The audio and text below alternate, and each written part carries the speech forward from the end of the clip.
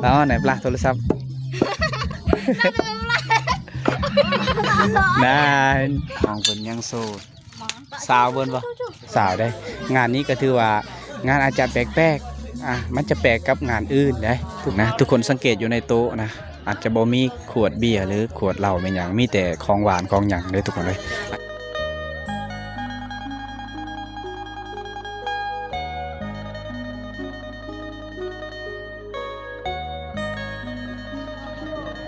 เอาสบายดีทุกคนสบายดีตอนเช้านะทุกคน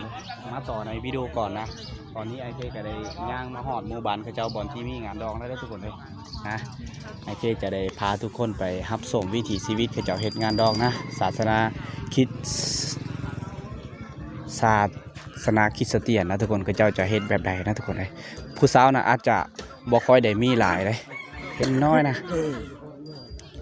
เขาเจ้าจะบ่ได้มาร่วมงานนี้ทุกคนเลยคนก็อาจจะบ่ร้ายนะน้อยคนเสียงเพลงก็บ่ค่อยได้มีเสียงเพลงหลายทุกคนพระเจ้าก็ยังบ่ได้ทันเปิดตู้เปิดยังนะมีแต่เขาลิ้นกุ๊กกอกกุ้งไก่นี่แหละตอนนี้เขาจะจอดมอเตอร์ไซค์เปล่าไว้อยู่บ่นี้แหละเขาจะจอดเปล่าไว้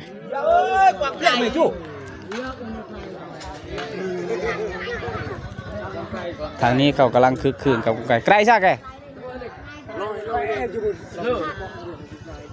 เขากำลังคึกคืนกับกุ้งไก่ไกลเจออย่า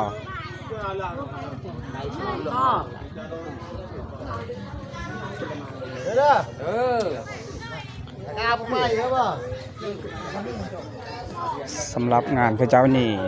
พระเจ้าจะบอกกินเหล้ากินเบียร์เลยกินแต่ของหวานเลยทุกคนพระเจ้ากินแต่ของหวานเลยนะเหล้าเบียร์นี่อาจจะบ่ติดนะสิพาไปเบิ้งทางนี้พาไปเบิ้งทางพระเจ้าเฮ็ดกินนะบอกพระเจ้าเฮ็ดกินพระเจ้าจะเฮ็ดแบบใดทุกคนเลยนะนี่แหละคือสำคัญที่สุดงานพระเจ้าจะบ่ได้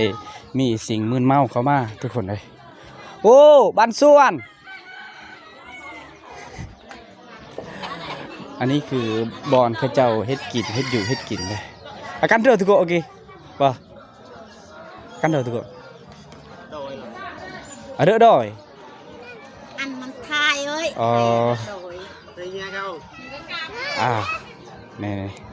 นี่แหละงานพระเจ้านี่ของมึนเมาจะบ่ได้กินได้ทุกคนเลยมีแต่ของหวานเลยล้วนๆเลยเขากินแล้วมันต้องในยืงทองเด้อแบบซีทุกคนเลยนะไอเคได้เข้าไปเบิ้งบอลพระเจ้าเฮ็ดกินพระเจ้าจะยินให้ไอเคเป๊ปซี่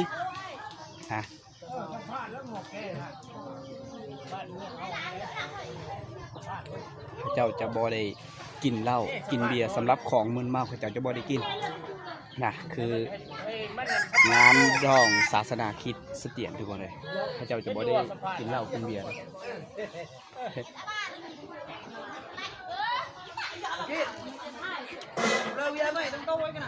ชิลี่ระวังไว้เป๊ปซี่ป่ะเอาละปีกันยาวกี่ห่อละอ่องเป๊ปซี่เจาะป่ะถ้าแป๊บนึงกูกินให้หมดตัวนี้ก่อนโอเคตะครักตัวนี้ใครโชว์ตะเมาบอกกินโอ้เนี่ยเนี่ยตำหนักมิเช่ข้ามไม่ตะบอลจริงมิเช่ตะบอลตกละมันเดี๋ยวก็บอลเป็นไฟแกเราก็ต้องแก้โอเคเดี๋ยวกินหมดตัวนี้กันใช่มูดด้วย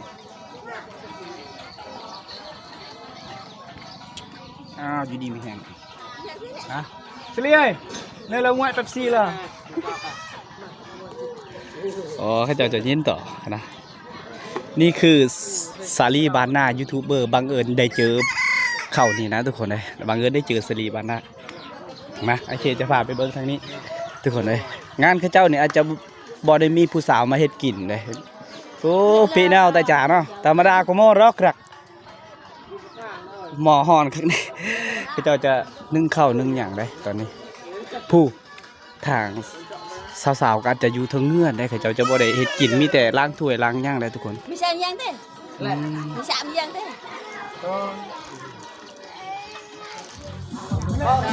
ท ผ่านไปหลายชั่วโมงนะทุกคนเลยตอนนี้โอเคก็ตัดมาที่วิดีโอนี้นะทุกคนเลยอันนี้แม่นเขาเจ้าจะเฮ็ดบอลที่เขาเจ้าจะหอบลำบงหรือ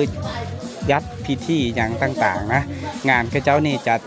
จะได้แปลกกับงานที่อื่นได้ทุกคนเลยโอ้ผู้สาวหญิงงามทุกคนโอ้เขาเจ้าได้เฮ็ดได้สำหรับไว้ทั้งพุ่นกะมีเสียงเพลงทั้งกระเจ้าได้เปิด กระเจ้าได้เปิดเสียงเพลงนะทุกคนเลยอันนี้กระเจ้าจะเฮ็ดบอลป่าแม่เคให้ทุกคนได้รู้กับกระเจ้าจะเฮ็ดบอลเขาจะเปิดตู้หรือเขาจะจัดพิธีหอบลำบงเจ้าบ่าวเจ้าสาวได้งานนี้ก็ถือว่างานอาจจะแปลกๆมันจะแปลกกับงานอื่นได้ทุกคนเลย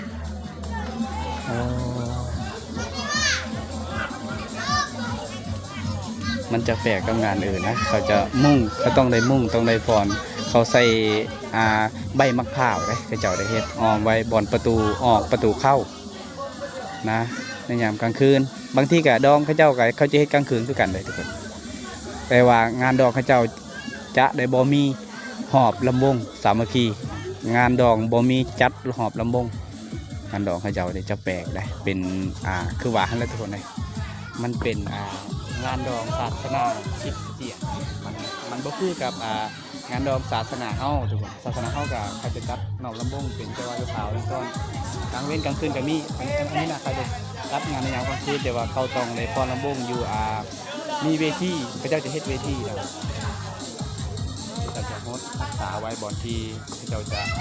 จัดพิธีนะโอเคก็จะพาทุกคนไปเบิ่งแบบง่ายๆเลยแบบนะ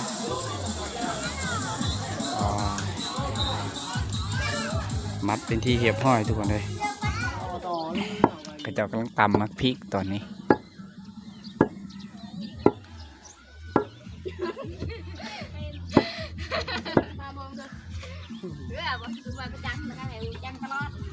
เอาแต่เมตรเรียมโยกมัดได้หรอ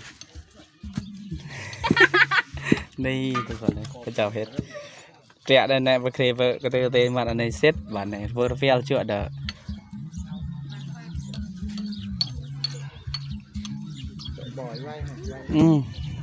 เขาเจ้าตำมักพริกตอนนี้นะอันนี้ก็กะเกียงเขาเจ้าเป็นแม่ครัวทับไส้อยู่ในงานดองอะไรทุกคนนะ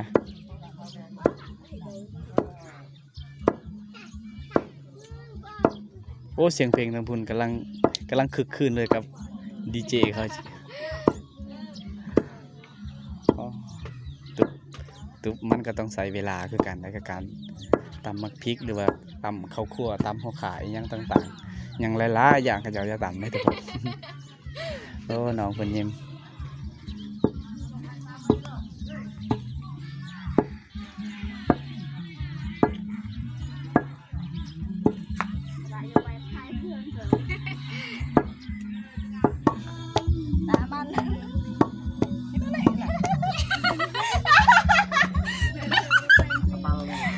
ต้นแปลงเลย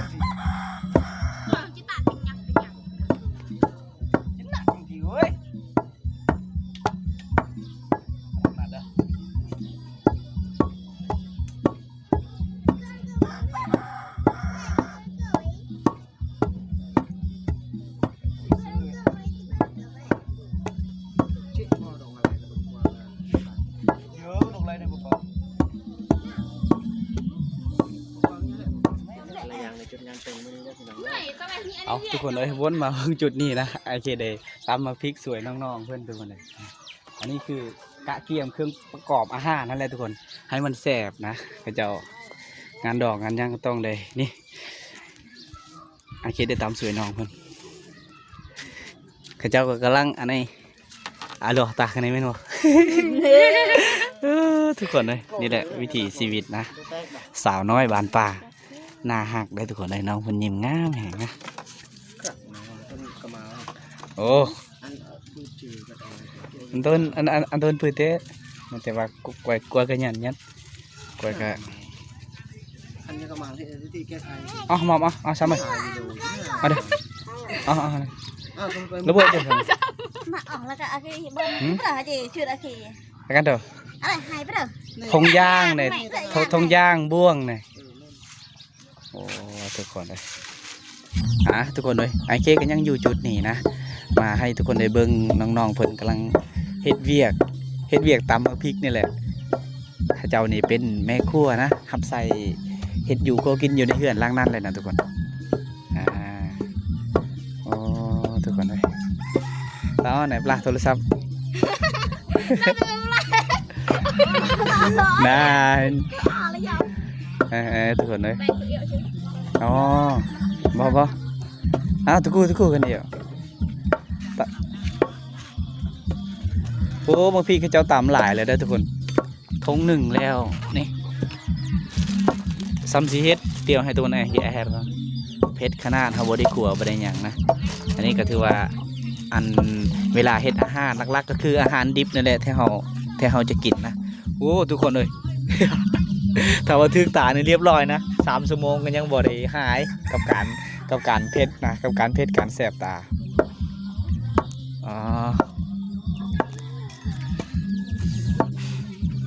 โอเคได้ปัดบนนั่งก่อนสิมานั่งถามน้องนะให้ทุกคนได้รู้จักน้องเพิ่นว่าน้องสื่อหยังทุกคนเลยเจ้าเพศแต่ว่ามันเจ้าเพศเลยเจ้าเพศ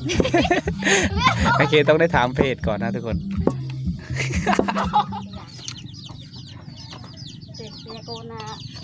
นั่งเจอนิกยาโกน้องเพิ่นยิ้มง่ามเลยทุกคนนี่ยังโสดบ่ยังโสดโอ้น้องเพิ่นยังโสดได้ทุกคนเลยคนหลังไล่เข้ามางานดองนี่แหละนะน้องเพิ่นยังโสดอายุสิเขาหมอจะอยู่ตรังบ่สาวเบิ่นบ่ตอนนี้ท่านทุกคนเลยหลังจากน้องเพิ่นตำมักพริกตำย่างนะนี่แหละงานดองหลักๆก็คือต้องมีที่ขาดบ่ได้ก็คือตำมักพริกนี่แหละทุกคนเลยข้าเจ้าต้องได้เฮ็ดตลอดการตำมักพริกนะตอนนี้ข้าเจ้าจะไปวางมักพริกแล้วข้าเจ้าจะเฮ็ดเวียกต่อโอเคจะได้ท้ายให้ทุกคนได้เบิ่งแบบยาวๆเลยได้ทุกคนเลยโอเคได้ถามน้องเพิ่นเมื่อกี้นะน้องเพิ่นก็ยังโสดซ้ำนะยังโสดเลยหรอว่าอายุก็ประมาณ18นี่แหละ17-18 ปีนี่แหละทุกคนน้องเพิ่นยิ้มงามแห้งงามหลายบ่แม่นงามแห้งดอกนะตอนนี้มาพักอยู่นี่ก่อนเอาทุกคนเลยตอนนี้ทางไทยเคยก็ได้มาเป็นที่เฮียบห้อยนะทุกคนเลยนะทางไทยเคยกำลังมาเลยหลังไล่เขามาโอ้เขาต้องได้ถืองัวถือหยั่งได้ทุกคนเลยมันต้องมีงัวนะกับงานแต่งนี่หลักๆก็คือต้องมีงัวแต่ว่าไอเคก็ยังไม่ทันได้หูว่าเขาเจ้าอยู่บ้านใดไก่หรือไก่นะทุกคนเดี๋ยวไอเคจะถามทุกคนให้หูนะโอ้เข้ามากันหลายคนทุกคนวิ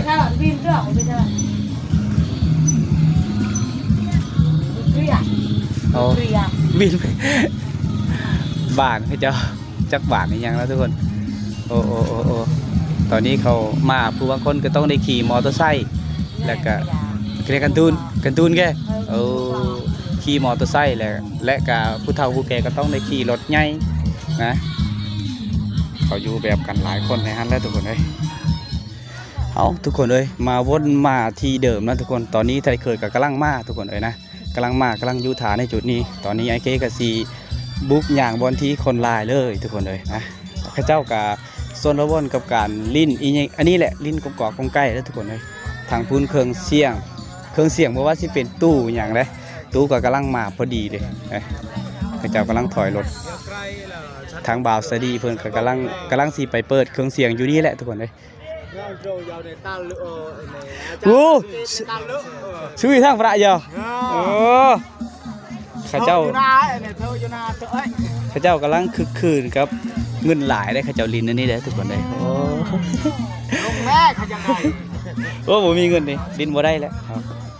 เขาลงเงินเลยนี่แหละงานดองข้าเจ้าต้องผ่านบ่ได้ก็คืออันนี้แหละทุกคนเลยนะผ่านบ่ได้ก็คือกุ้งไก่นี่แหละข้าเจ้าต้องลินนะแปลว่าทางข้าเจ้าจะเก็บเงินได้มี2 วงกับ2 แสนวงละ100,000กีบข้าเจ้าได้เก็บเงินตอนนี้ข้าเจ้ากำลังเอาเครื่องเสียงมานะเอาเครื่องเสียงมาเปิดนะทุกคนมาโอ้สาวๆมาทางพื้นมีแต่ผู้สาวเลยอยู่ทางนั้นผู้สาวแขกก็มีแต่2 คนผู้สาวทางใครเคยก็มีแต่2 คนได้ทุกคน เครื่องเสียงกำลังมาตอนนี้ฮะทุกคนเลยไอเคมาอยู่จุดนี้นะเจ้ากำลังหามตู้หามยังกำลังประกอบเครื่องเสียงนะที่เจ้าจะทำพิธีอันนี้นะเจ้าจะบ่ได้ฟ้อนลำวงจะบ่ได้หยังเลยทุกคนนะมันจะแตกต่างกับงานอื่นทุกคนเลยเครื่องเสียงอันนี้คือเสียงกากสลีบานนาว่าเสียงกากตัวนี้เจ้ากำลังยกขึ้นเทิงโอ้มันจะสูงกับประมาณ4 เมตรได้จะสูงเครื่องเสียงเขาเจ้ากำลังเสิร์ฟอาหารให้ไทยเคยกินได้ทุกคนเลยกำลังเสิร์ฟอาหารเสิร์ฟยังนะ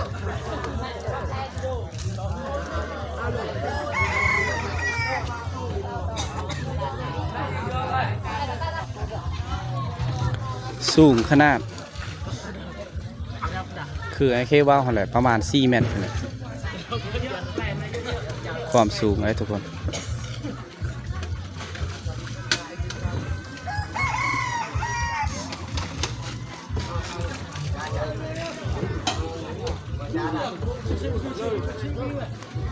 เขาต้องเสิร์ฟอาหารให้ไทยเคยกินข้าวก่อนนะกินข้าวก่อนจึงว่าวนั่นนี่นะฮิตของเข้ากับมันจะง่าย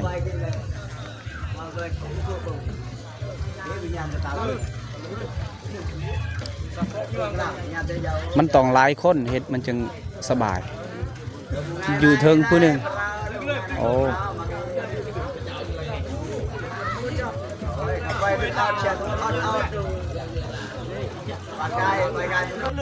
เอาทุกคนเลยนะผ่านไปหลายนาทีตอนนี้เจ้าประกอบเครื่องเสียงก็สำเร็จโอ้เพิ่นเยอะสูงสำเร็จเป็นทีเรียบร้อยนะตอนนี้เขากำลังห้าม power amp นะหลายคนมันต้องสบายนะทุกคนถ้าว่า2 คนมันจะนักเขาจะใส่โดยคีย์บอร์ดคีย์บอร์ดปีโน่นั่นแหละงานเขาเจ้านี่เขาเจ้าจะบ่ได้เปิดเพลงได้ทุกคนเขาเจ้าจะบ่ได้เปิดเพลงเขาเจ้าจะประกอบใส่เสียงคีย์บอร์ดนี่แหละเขาเจ้าจะดีดเอานะมีบางคนก็ต้องมีคีย์บอร์ดกีตาร์เขาเจ้าจะประกอบเสียงโอเคจะให้ทุกคนได้เบิ่งดอกนะเขาเจ้าได้เฮ็ดงานเขาเจ้าเป็นงานแรกๆที่แปลกๆที่ไอเคได้ถ่ายให้ทุกคนได้เบิ่งนะงานนี้แหละตอนนี้เขาเจ้ากำลังประกอบอันนี้จะแมนฟืนไฟที่เขาเจ้าหาไว้จะอันเฝ้างัวเฝ้าควายนั่นแหละทุกคนนะหลักๆก็คืองัวทุกคนเลยเขาเจ้าได้เฝ้าเขาเจ้าต้องได้กะเกียมหาไว้ใกล้ๆบ่อนเฮือนนี่แหละทางพุ่นกำลังกินข้าวกินยังซุ่มแม่ขวกแม่ขั้วนะทางนี้ก็กำลังสนวนกับประกอบเครื่องเสียงนั่นแหละทุกคนเลยประกอบเครื่องเสียงแล้วอีก 30-40 นาทีแล้วเขาเจ้าจะเปิดร้องเครื่องเสียง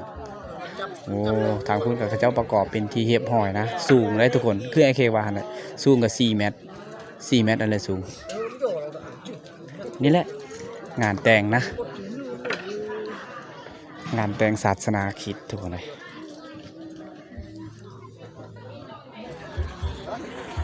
พระเจ้าจะล้างถ้วยล้างจานล้างบ่วงนั่นแหละจุดนี้ทุกคนเลยนะล้างก็สบายพระเจ้ามีน้ำนะมีน้ำกันนะน้ำบาดาลที่พระเจ้าเจาะเครื่องเสียงเขากำลังดำเนินการแล้วทุกคนตอนนี้ ก็แฮโต้หรือเปล่าบ่าวสลีกำลังสอนวิธีการเปิดให้ข้าเจ้านะทุกคนนะคนกับท่าฟังเพลงอยู่ตอนนี้โอ้น้องเพิ่นมาซื้อสไลด์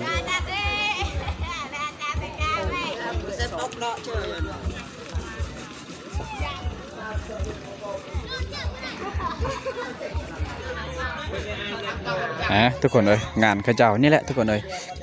ข้าเจ้าจะบ่ได้กินเหล้ากินเบียร์นะโอเคต้องได้ย้ำคำนี้ทุกคนเลยมันก็คือแปลกๆหน่อยหนึ่งนะทุกคนสังเกตอยู่ในโต๊ะนะอาจจะบ่มีขวดเบียร์หรือขวดเหล้าเป็นอย่างมีแต่ของหวานของหยังเลยทุกคนเลยอาจจะสบายนะสิ่งที่มึนเมาข้าเจ้าจะบ่ได้เข้ามานะทุกคนเลยนี่แหละข้าเจ้าจะบ่ได้เข้ามาสิ่งที่มึนเมาก็เลยบ่ได้ใส่บ่ได้กินบ่ได้ยังสบายเว้ามั่วหัวมวนแบบตามปกตินั่นแหละ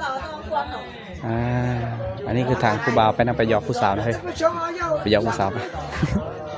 ส่วนข้าเจ้าไปเล่นผู้สาวแล้วทุกคนนี่แหละ พระเจ้าจะเว้ามั่วหัวมวนก็ตามปกติโดยที่บ่ได้กินสิ่งที่มึนเมานะหลักๆก็คือเหล้าเบียร์นั่นแหละทุกคนเลยนี่แหละทุกคนสังเกตโลดทุกคนสังเกตโลดในตัวเต้นนะสังเกตก็จะบ่เห็นทุกคนเลย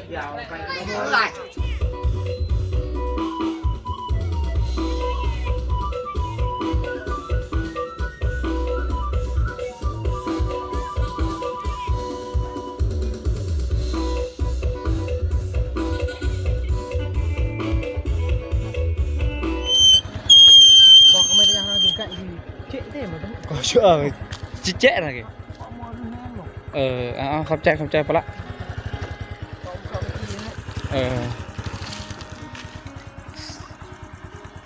ตรงนี้